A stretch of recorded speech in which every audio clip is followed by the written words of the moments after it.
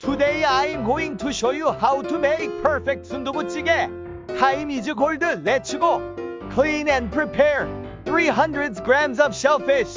For the paste mix, 1 tablespoon of beef MSG, 1 tablespoon of seafood MSG, 1 tablespoon of white MSG, 1 tablespoon of salt, 1 tablespoon of soy sauce, 2 tablespoons of oyster sauce, 1 tablespoon of minced garlic, 8 tablespoons of cooking wine, 10 tablespoons of chili oil, 6 tablespoons of chili powder. Mix well. Better taste if you use the paste the next day.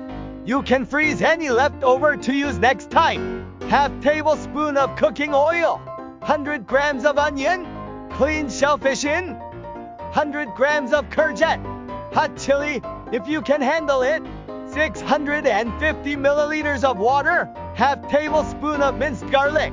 Bring it to boil.